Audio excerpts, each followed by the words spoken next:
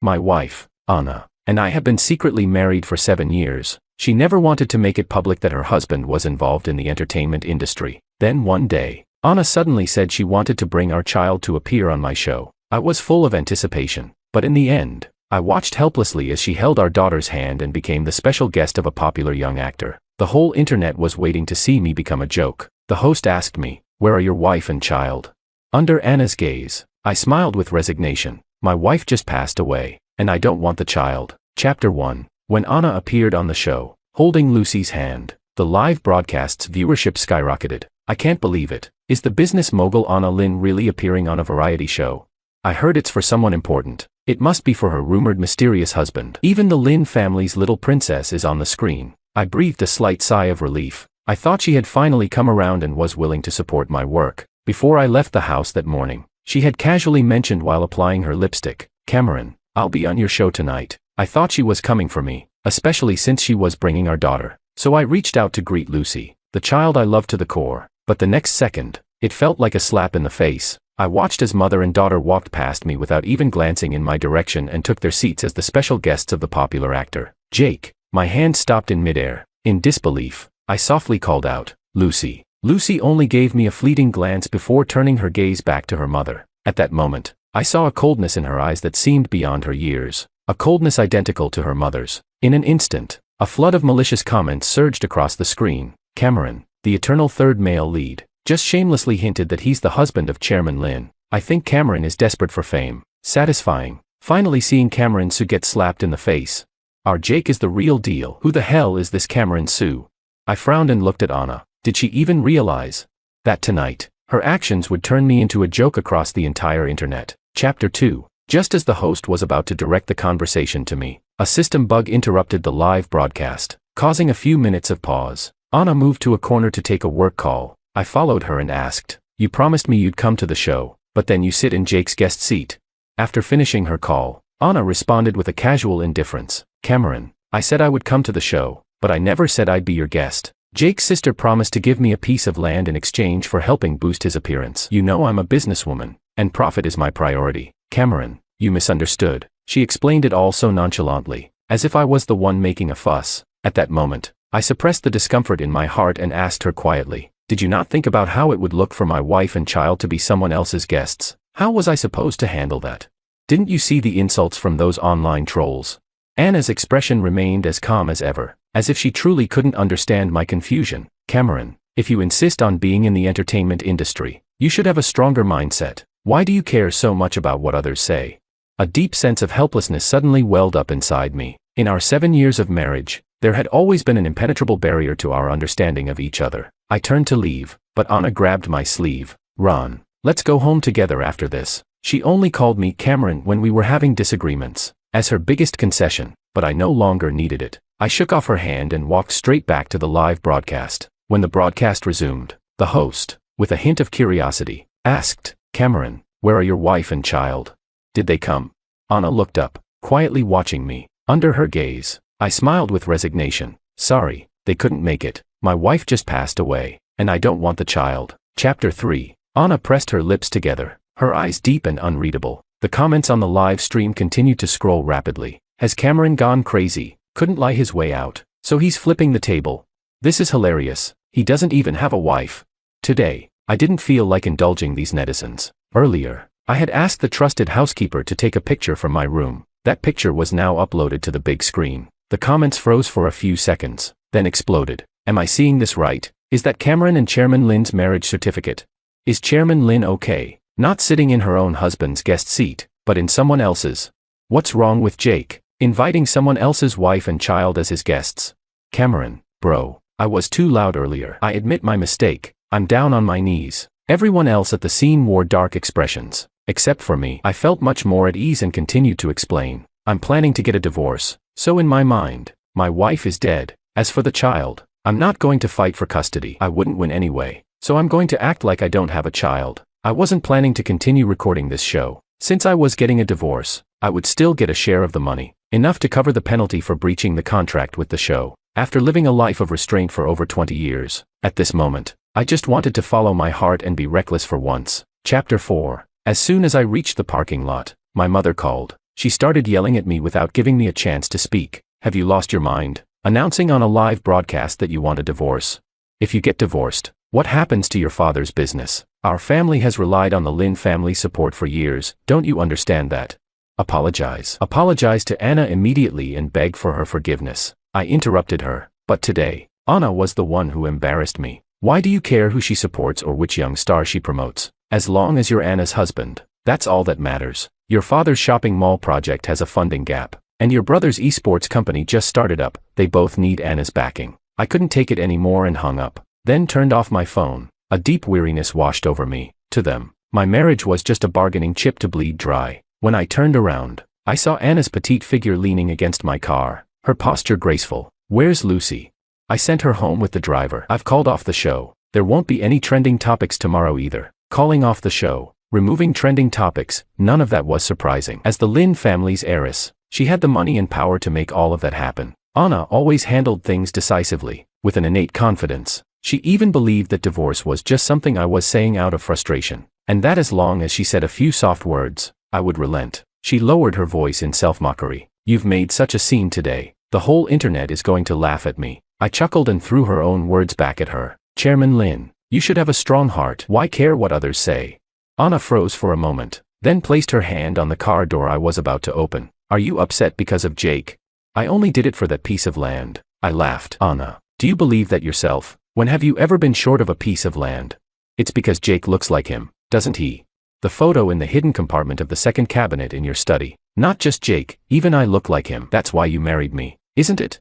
Anna quickly let go of my hand, her face turning cold as ice. From now on, don't touch my bookcase again. The beautiful, false bubble burst, making everything crystal clear. I told her, word by word, with perfect clarity. Anna, there won't be a from now on. I'm filing for divorce. Chapter 5. After I was born, my family's business started to decline, and I became the least favored child in the family. Marrying a wealthy heiress and allowing the family to struggle 10 years less was their expectation of me. My mother was a woman of action, and she started arranging blind dates for me as early as my sophomore year of college, and I accepted all of it, in exchange for permission to pursue a career in the entertainment industry, because becoming an actor, a movie star, was my only obsession. At first, it was the dream of my best friend, Martin. After he was gone, it became my dream. Before Anna appeared, I thought I would be forced to marry that wealthy older woman from Hong Kong, who was 20 years older and twice my size. She was old but wealthy, and everyone in the family was satisfied with the match except for me. Then, an unexpected blind date changed everything.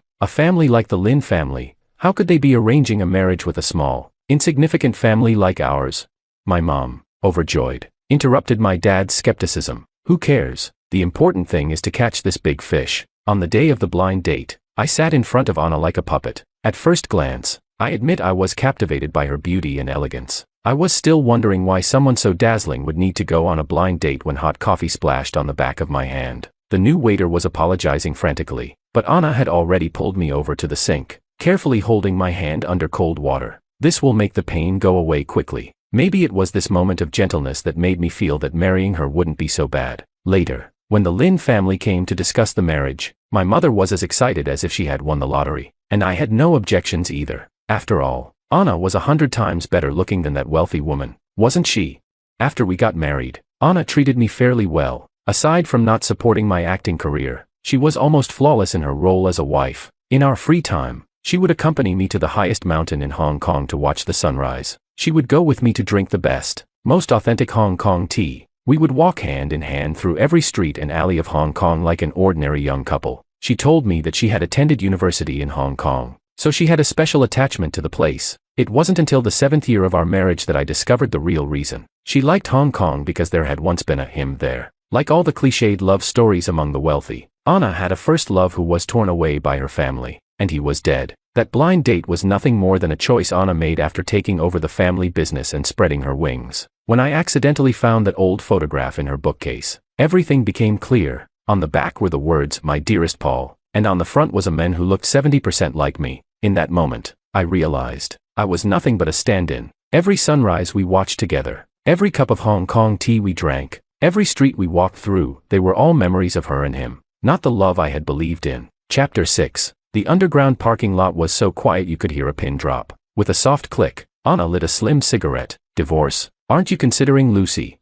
I let out a small laugh. Have you forgotten? Your mother said I wasn't fit to raise a child, and she shouldn't take my last name. She's 6 years old now, but I've spent less than 6 months with her. Over the years, Anna's mother had taken complete control of Lucy's upbringing, molding her just as she had molded Anna. Wasn't it you who didn't want her in the first place? Anna looked down at me with an air of superiority. Such a simple sentence, yet it pierced my heart like a needle. I had said it countless times. I never rejected Lucy. At the time, I was still struggling with depression, and I couldn't be near her because I feared I might hurt her. But Anna always ignored my explanation. I used to think she was just cold by nature. As a woman focused on a massive business empire, it was understandable that she might overlook the small details of life. But later, I realized it was because she didn't love me. Without love, nothing really mattered to her.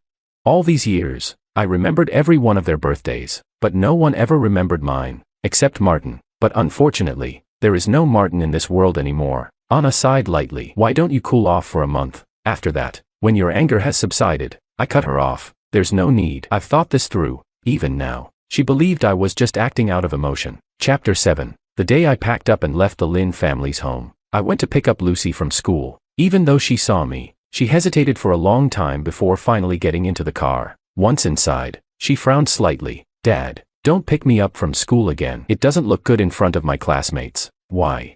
I can't explain to them that you're an unimportant actor. My hands instinctively tightened around the steering wheel. Who said your dad is an unimportant actor? In the rearview mirror, she lowered her gaze. Grandma and Nana both said it. Mom doesn't like your job either. We drove in silence the rest of the way. When we arrived at the garage at home, I turned to her and asked, "What about you? What do you think?" Lucy's response was mature, almost adult-like, and very cold. Dad, you should change jobs. You're selfish. You never think about how we feel. I closed my eyes briefly. Lucy, have any of you ever thought about how I feel? In the future, you won't be embarrassed anymore because I won't be picking you up from school again. For the first time, I spoke to her in such a cold tone. After getting out of the car, Lucy froze, staring at me in confusion. I didn't acknowledge her and drove away from the Lynn house at full speed. In the rearview mirror, Lucy's small figure and Anna's silhouette on the second-floor balcony grew smaller and smaller until they finally disappeared. I glanced at the divorce certificate on the passenger seat and sighed deeply. From now on, my world was wide open, with endless possibilities. Chapter 8. Anna had never imagined that Cameron would initiate the divorce, and to do it so dramatically during a live broadcast, saying, "My wife is dead." It almost made her laugh in anger. In her mind, Cameron had always been mild-mannered and lacked a strong will. Apart from his stubborn desire to be an actor, which she disliked, he fit the mold of a good husband. The main reason she agreed to marry him, aside from his vaguely familiar face, was because he seemed mild-tempered and unlikely to cause trouble. She knew very well that her mother was a dominant figure at home. She didn't want trivial family conflicts to get in the way of expanding her business empire. After they got married, she realized her choice had been correct. Cameron was incredibly patient and never argued with her mother. He only took on projects that were filmed locally. No matter how late the filming went, he would always return to the Lynn family home. Every morning when she woke up, there was always a faint scent of citrus lingering in the air. It was the scent of his usual body wash. She would turn over, bury her face in his neck, and ask, "Do you really like oranges that much?" He would nod and smile. "Yes, I do." Martin loved them too. She didn't know who Martin was, but he mentioned the name often. Every time, she didn't really pay attention. Maybe she was daydreaming. Or maybe she was thinking about the group's new strategy, profit margins, and other work-related matters. Anyway, what he was saying wasn't important, right? She didn't know when it started, but he talked less and less, and eventually, he stopped talking about it altogether. Their conversations gradually became sparse. 3 days after the divorce, Anna, who had always been composed, found herself inexplicably irritated by the bottle of citrus-scented body wash in the bathroom. Why are his things still here? The servant, bowing her head in apology, quickly gathered all traces of Cameron, the citrus body wash, the lavender bed sheets, the trinkets on the table. But that night, Anna, who usually had no trouble sleeping, found herself unable to sleep under the newly changed blue sheets. The unfamiliar scent in the air made her uncomfortable. The next morning, dark circles were visible under her eyes. She thought for a moment, then called for the servant. "Bring back Mr. Sue's things." The servant was shocked. "Chairman Lin, everything has already been thrown out. We can't get them back." Anna felt like she had swallowed a bitter pill, unable to speak. Chapter 9. Perhaps it's true that people feel particularly invigorated when something good happens. And divorce, well, that can count as something good, right? I received an invitation to audition for a well-produced drama series. The assistant director carefully explained to me that if I got the role, the filming would take place in 3 different locations, some of which were in remote mountain areas with harsh conditions. But if it's done well, there's a good chance of winning awards. The moment I heard about the possibility of winning an award, I didn't care about anything else. No problem. I'm in. Now, nothing could stop me from pursuing my dreams. For more than 20 years, I had been the obedient son of the Sioux family. I used my marriage to secure business deals and wealth for the entire family. I owed them nothing. For 7 years, I had been Anna's husband. I played my role diligently, with sincere emotions, only to find out I was just a substitute. An unequal marriage only turns into a shackle. Luckily, I was already free. The role required 4 months of intensive, closed-door training and auditions. Along with me, there were 107 other competitors, all entering the training camp together. It was both an opportunity and a challenge. Before dawn, I would wake up and start my morning exercises. Then came relentless horseback riding training, kung fu practice, etiquette lessons. Horseback riding, in particular, was our main focus. I went from being afraid to mount a horse to galloping with one hand while drawing a bow and shooting arrows. I fractured countless bones during that time. Some people, unaware of my situation, would joke with me, "I heard you're Anna's husband. Why does a rich woman's husband need to work so hard?" I didn't shy away from it at all. I'm divorced. I'm no one's husband. I have a name, Cameron. Others would sneer behind my back, muttering, "This pampered playboy, living off a wealthy family. I bet he won't even make it past the first round of selection." In the past, I might have ignored it and endured, but not anymore. Now, if something bothers me, I deal with it immediately. Personal dignity can wait. I walked up to them and said, "What are you betting on, your leaky mouth?"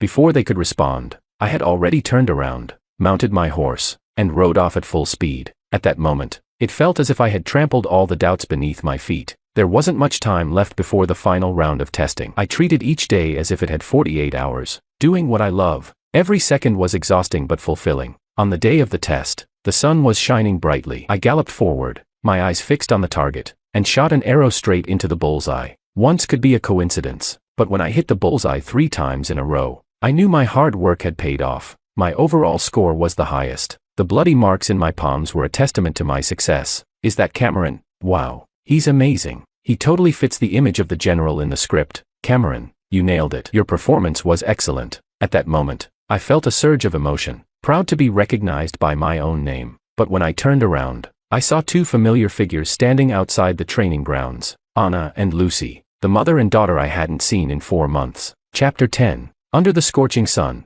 Lucy's eyes sparkled. "Dad, you look kind of cool riding the horse and shooting arrows just now." It was the first time in all these years that she had ever complimented me. I had tried so hard to be a part of her life, but I could never fully get in. I remember once when her kindergarten assigned a wood carving project. I'm not very skilled with crafts, but I stayed up all night and made a wooden tiger sculpture for her. When she was 4, she took one look at it and pouted. "It's not as good as the one Grandma's craft teacher made for me." "Dad, it seems like you can't do anything right." That tiger sculpture's fate was to end up in the trash. Anna's mother stood on the staircase, not stopping her, with a distant smile on her face. "Don't blame Lucy. If she took what you made to school, she'd be laughed at." How could something a father made with love for his child be laughed at? Even if it wasn't perfect, it was made with love. But maybe the Lin family isn't a place that understands love. Anna's beloved Paul couldn't even win over the Lin family, could he?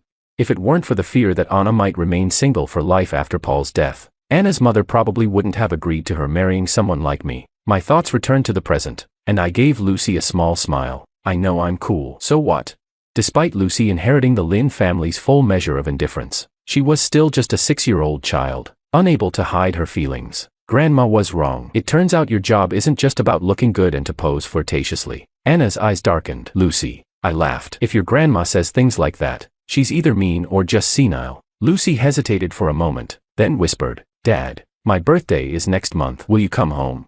"I won't. Actors like me don't deserve to attend your birthday, sweetie." Lucy's eyes instantly turned red, and she was about to say something, but Anna cut her off. "Go wait in the car. I need to talk to your father." Lucy had a deep respect for Anna and never dared to disobey her. She reluctantly walked toward the car, frequently looking back at me. I glanced up to see Anna staring at me with intense eyes. A slight smile played on her lips. "Cameron, why is it that after the divorce, you seem like a different person? You're more articulate and much more cheerful than before." I raised an eyebrow slightly. "Do you think I care about your opinion? If you have something to say, get to the point. I'm busy and don't have time to listen to you go on and on." Those were the same words she had once said to me. "Not going to talk? Ah, I turned to leave, but she grabbed my arm tightly. Cameron, happy birthday, divorced. And now she remembers my birthday.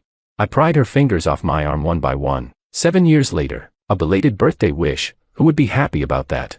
I didn't wait for her to respond and walked straight back to the training area, leaving Anna alone, uncharacteristically forlorn, standing there. Chapter 11. Soon, I was fully immersed in the intense filming schedule with the crew. Sometimes, a single scene would require dozens of takes due to factors like acting, the other actors, or the lines. But no matter how exhausting the work was, it wasn't as tiring as constantly seeing Anna. Every time, her car would be parked at a discreet distance along the road I took back to my dorm. Her hands were never empty. Sometimes she brought soup she had made herself. Other times, it was a box of pastries from a Michelin-starred chef. These were things she had never done before, things I never thought she would do. She had always been proud, aloof, and never deigned to display our relationship in public. But now, it seemed she didn't care about hiding our connection at all. At first, the other actors in the crew looked at me with envy. Cameron, is your ex-wife really Chairman Lin? She's even more beautiful up close. Is she here to get back together with you? Are you guys going to reconcile? She's amazing, I calmly told them. She has a dead lover in her heart. I was a stand-in for 7 years. We were married for 7 years, and she never fell for me. There's no reason she'd suddenly like me after the divorce, right? Do you think I should go back into that trap? To become a keptman of the Lin family, with no freedom, receiving no emotional support, only serving as a financial lifeline for my parents' business? They all shook their heads, saying no way. After that, they no longer looked at Anna with admiration. Sometimes they would whisper to me, "Hey, that woman's here again." Anna, looking a bit weary, would step out of her car in high heels. "I've had trouble sleeping on this business trip abroad. Cameron, where did you get that body wash you used to use? It seems like that orange scent could help me sleep." I smiled slightly. "I made it myself. You can't buy it anywhere." She hesitated for a moment. "Then could you?" "No, I wouldn't." And I didn't want to do anything for her anymore. She didn't get upset and instead pulled a ring from her pocket, handing it to me. "You once said you wanted us to wear wedding rings together." As she spoke, the ring slipped from our fingers, falling to the ground and gathering dust, because I hadn't even tried to catch it. She frowned slightly at me. "You don't like it?" "I like it, just not when it's from you." A trace of confusion crossed her eyes. I spoke clearly, word by word. "Anna, a proper ex should be like they're dead." I remembered something she had once said to me. "Cameron, I really don't like it when people say my husband is a third-rate actor. Do you understand?" And so, we kept our marriage a secret for 7 years. History doesn't repeat itself, but it often rhymes. "Anna, I really don't like it when people keep bringing up my ex-wife. Anna, don't come back again. Do you understand?" Chapter 12. Once again, Cameron turned his back on Anna and walked away. For the first time, Anna felt a slight sting near her heart, especially when the ring hit the ground. She picked it up, glanced at it, and then, with a flick of her wrist, threw it into the nearby artificial lake. A few ripples spread out before the water returned to calm. Cameron would never know that this pair of rings was something she had personally helped design. Inside the ring, the letters Sia were engraved, representing the first letters of their names. She only wanted to make up for the regrets of the past. She felt like she was losing her mind. Ever since the divorce, when her insomnia became untreatable, it was as if something within her blood had awakened. It seemed to be screaming that she needed to reassess her relationship with Cameron. That night, unable to sleep again, she decided to drink until she was tipsy and called an old friend to join her. Her friend, swirling a glass of red wine, looked at her in confusion. "Are you telling me that only after the divorce, you realized you loved your husband?" Anna paused for a moment, then let out a bitter laugh. "Maybe I'm just not used to it." Her friend chuckled. "And compared to the one from before, who are you more used to?" She knew her friend was referring to Paul, the younger student she had dated in college. Paul was the heartthrob of the university, handsome and bold, and when he liked someone, he pursued them passionately. He wooed Anna with every romantic gesture imaginable, and soon the whole campus knew about them. At that time, Anna was young and naive, naturally drawn to such a boy. The day they confirmed their relationship, Paul gave her a photo and playfully forced her to write, "My dearest Paul," on it. "Anna, I want to be your favorite person." Anna had kept that photo all these years, almost without thinking about it. Later, Anna's father forced them apart, upholding their family's belief that it's fine to have fun, but marriage is serious. Her father's strategy was psychological warfare, using the coldest words to break down her defenses. "That boy, your aunt has slept with him." That day, she broke up with Paul in her sports car. Paul's eyes were red with anger. "I didn't. I was tricked by the event organizers. Nothing happened. I ran away." "You have to believe me," Anna scoffed. "Do you really think my father would lie to me?" In a fit of rage, Paul tried to jump out of the car. In the struggle, a truck came speeding toward them. Everything plunged into darkness, ending in tragedy. Anna's father had indeed lied. It was all because their family needed to marry into an equally prestigious one, and Paul, an orphan, was unworthy. Anna didn't attend her father's funeral afterward. Paul remained a deep-seated guilt in her heart, unrelated to love, just guilt. If she had believed him, if she hadn't passed out that day and could have pulled him out of the car in time, maybe he wouldn't have died. A few glasses of wine later, the story was finished. Her friend patted Anna on the shoulder. What you feel is just guilt. Guilt is not love. Think about it. If it had been Cameron in the car that day, what would you have done? Anna didn't speak for a long time. She took a large gulp of wine, bit her lip, and finally, with a hint of drunken self-mockery, said, "Then I guess I would have died with him." Chapter 13. The crew rarely had a day off. The third female lead in the group shyly asked me to go to a movie. I politely declined. "I'm only focused on my career right now. I have no plans for a relationship." She smiled but still handed me the movie ticket. "You can watch it or not, but if you ever plan to start a relationship, please let me take a spot in line." I laughed, amused by her honesty and naivety. When I looked up, I found myself locking eyes with Anna's cold gaze. Lucy was standing beside her. I sighed. Why is this happening again? Half an hour later, we were sitting in a cafe. Lucy raised her little chin arrogantly. "Dad, I don't like you being involved with that woman we just saw." I chuckled. TSK, you're still so young, but your heart is already as big as a boss lady's. Sweetheart, you live in a villa. You can control the servants, but you can't control others. Lucy clenched her little fists. "Dad, you've changed. I don't like the way you are now. You're so cold to me and Mom." I took a sip of coffee. "Am I? But I quite like the way I am now." In her anger, she accidentally knocked over the juice, spilling it onto her white dress. Anna frowned slightly. "Go take care of it in the restroom." Once Lucy was gone, I dropped my thin pretense and frowned at Anna. "Didn't I tell you not to come looking for me?" She ignored my question. "Is that person pursuing you?" I laughed in frustration. "Anna, we're already divorced. Who I'm with and what I do is my business. Cameron, can we go back to the way things were? Lucy wants you to come home. She's only 7. She can't be without her father. Your heart should soften for her sake. I can change the things you didn't like about me before." I could sense that this was Anna's most sincere attempt to win me back. For someone like Anna, who has been a goddess her whole life, she's probably never begged anyone before. "Anna, we're done. There's no going back. That little bit of unresolved feeling you have really has nothing to do with me." Chapter 14. Anna felt like she was losing her mind more and more. After being turned away so many times, she still didn't want to give up. Cameron was gentle and kind, and she thought that with enough persistence, he would eventually relent. In the past, her guilt over Paul prevented her from opening her heart to love another man. But 10 years had passed, and it was time for her to move on. The day she burned Paul's photo, Jake unexpectedly showed up. "Chairman Lin, for the sake of my cousin, could you help me one last time?" Jake was Paul's cousin. The last incident in the live stream was also done in Paul's name. Anna stared at Jake for a long time. "What is it?" "Chairman Lin, the movie I'm starring in is set to release next month, but if another film releases at the same time, it'll steal my spotlight. Can you help delay its release? Could you push the release of The General back a few months?"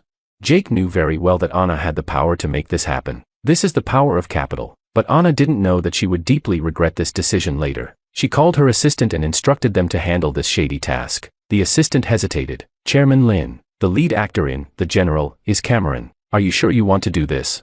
Anna was stunned for a moment. It was just a few months' delay, not a cancellation. At worst, she could compensate by paying the theater chains to give more screen time to his movie. "Go ahead. Do as Jake asked." Chapter 15. After the movie wrapped up, a rough cut was edited. The entire crew watched it, and everyone was thrilled. The director even slapped his thigh, exclaiming, "This is a hit. Everyone's performance is top-notch. It's bound to explode when it premieres." Especially Mr. Lee, a 93-year-old veteran artist who played my grandfather, was the most excited. He had spent his entire life acting in TV dramas, and this was his first movie. It would also be his last. If I could see it premiere before I die, I could rest in peace. I smiled and reassured him. "Soon, just 2 more months, and it will be released." But life is unpredictable. The movie was suddenly ordered to undergo revisions, and the release date was indefinitely postponed. Our joy was abruptly overshadowed by dark clouds. Given Mr. Lee's age, sudden illness was a common occurrence. He lay in his hospital bed,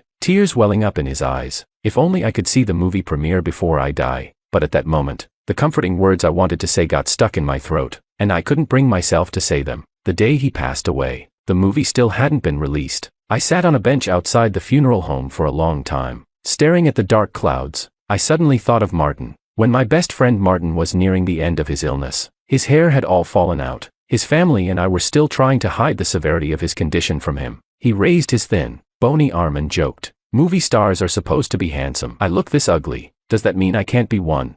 I wanted to smoke but held back. "You'll get better. One day, you'll win an award and become a movie star, and I'll be in the audience applauding for you." But Martin insisted on having a cigarette. "When I'm gone, please don't go wandering on the rooftop anymore, okay? As long as you're alive, there's always hope. You can't give up on the world just because of your dysfunctional family. Cameron, if you jump, you'll truly have nothing left." He knew everything, understood everything. "Cameron, I'm dying soon. If you like acting too, could you help me fulfill this dream?" "Cameron, a man's word is his bond. Don't go back on it, okay?"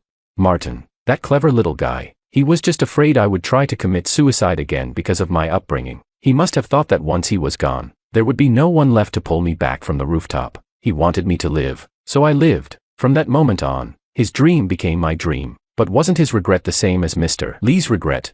As a child, I was powerless to do anything about Martin's death. Now, I was powerless again to fulfill Mr. Lee's last wish, and a deep sense of helplessness overwhelmed me. But just then, the director told me a truth. This movie, it was suppressed by Anna's people. Anger flared in my eyes. If she hadn't interfered, Mr. Lee's wish could have come true, and I'm certain I could have won an award. I was confident I could have fulfilled Martin's dream this time. Chapter 16. This was the first time I sought out Anna since our divorce. The surprise and slight delight in her eyes were evident. The first thing I did was slap her hard across the face. Anna covered her cheek, glaring at me. "Cameron, are you crazy? You can't just act recklessly because you know I like you." I laughed bitterly in my rage. "Anna, is this how you show your love? Suppressing the movie I worked so hard to film just for Jake?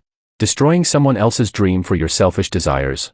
Cameron, he's Paul's cousin. I just wanted to ease my guilt." How laughable. I had pieced together the story between her and Paul from various people before our divorce. Though I never met him, I couldn't help but sigh at the loss of a young life due to a relationship. "Anna, if you were truly so devoted, you should have died with Paul when he passed away. Why drag someone else's life into your guilt?" Anna's fingers trembled slightly, and for the first time, her face showed an unprecedented dishevelment. Her voice was hoarse. "Cameron, I just want to start over with you. Maybe you won't believe it, but I've suddenly realized that I actually love you." I stood at the door, backlit by the light, and sneered, "But Anna, I've already started to hate you." Chapter 17. From the moment Cameron said he hated her, Anna knew there was no going back. She didn't even have the courage to appear before Cameron again. All she could do was, like a shadowy figure, secretly gather updates about him online. Her insomnia worsened, and the doctor said it was caused by a troubled heart. A troubled heart needs a remedy of the heart, but she had none left. 5 months later, the movie in which Cameron played the lead role finally premiered. With its high-quality production and superb acting, The General became both a critical and commercial success. The day Cameron stood on the stage to accept the Red Peony Award for Best Actor, she and Lucy were seated in the audience. "Mom, Dad looks so handsome, like he's surrounded by a glow. Dad is amazing. He fulfilled his dream." Anna nodded. "Your dad is excellent. He's always been a resilient person." She sighed softly. "It's your mom who lost him." That year, on the streets of Harbor City, after taking a phone call, Cameron had disappeared. But when she turned around, Cameron had embraced her, holding 2 ice creams in one hand. "Do you want some? It's sweet. I won't disappear. I'll hold you tight." Now, as she turned around, Cameron stood in the midst of dazzling light, but between them lay an insurmountable chasm. After the awards ceremony, she had the butler take Lucy home first. She drove alone along the ring road, trying to dispel the persistent unease in her heart. The car radio happened to be playing gossip about Cameron, the newly crowned Best Actor. "Cameron, we've heard that you might be starting a new relationship. Is that true?" Cameron's voice was clear and confident. "Life has to go on. If you meet the right person, why not give it a try?" As the host congratulated him, Anna's speed quickly accelerated. Unknown dangers loomed like a beast approaching. A section of the overpass collapsed in the middle. If Anna had driven slower and braked in time, she might have had a slim chance of survival, but she did nothing. In that moment, she suddenly gave up on all actions. Cameron was right. When Paul died, she should have died with him. She had never cherished what she had. She used Cameron to atone for her guilt over Paul's death. But now that she had lost Cameron, what could she use to replace that regret? As the car tumbled down the hill, she wanted to ask him, "Cameron, if I die, will you remember me the way you remember Martin?" But she knew the answer: he wouldn't, because she didn't deserve it. Chapter 18. When the host announced Cameron's name, I almost experienced a momentary ringing in my ears. The director and my fellow cast members smiled and urged me to go up on stage. It wasn't until I held that crystal-clear trophy in my hand that I truly felt it. I did it. Through all the ups and downs, my hard work had finally paid off. Martin, I've won the Best Actor award. Did you see that? I didn't lie to you. I fulfilled our dream. At that moment, I imagined Martin sitting in the audience, clapping for me with that big, goofy smile on his face. My eyes instantly welled up with tears. In my youth, I was obsessed with wanting my parents' love to be fair, wanting them to love me as much as they loved my brother, leading to endless depression and frustration. After getting married, I longed for an equal share of love from my wife and child, but it was a love I could never obtain. But now, I understand. Self-love allows you to move forward without fear because the deepest source of confidence comes from a fulfilled heart. Chapter 19. After the awards ceremony, I received a call from an unknown number. It was my mother. Her voice sounded old and weary. Cameron, I'm sick. I've been sick for a long time and didn't want to bother you. If you have time, could you come and see me? No. Let my brother visit you instead. He's been enjoying the benefits of being your most favored child since he was young. Now it's time for him to take on some responsibilities. With that, I hung up the phone and promptly added the number to my blacklist. Making a clean break from a toxic, loveless family was something I felt was necessary. Chapter 20. I thought I'd be able to sleep peacefully after winning the big award. But early the next morning, a phone call woke me up. My assistant told me, Anna drove off a cliff last night. She's confirmed dead. The Lin family is looking for you. I guess they want to invite you to the funeral. The news caught me off guard, and I was stunned for a few seconds. Decline the invitation. There's no rule that says an ex-husband has to attend his ex-wife's funeral. I didn't really want to see her while she was alive. Now that she's dead, there's even less reason to. She was just a chapter in my life, one that will fade into dust and gradually disappear. I pulled back the curtains, and the sun was shining brightly outside. It was another beautiful day.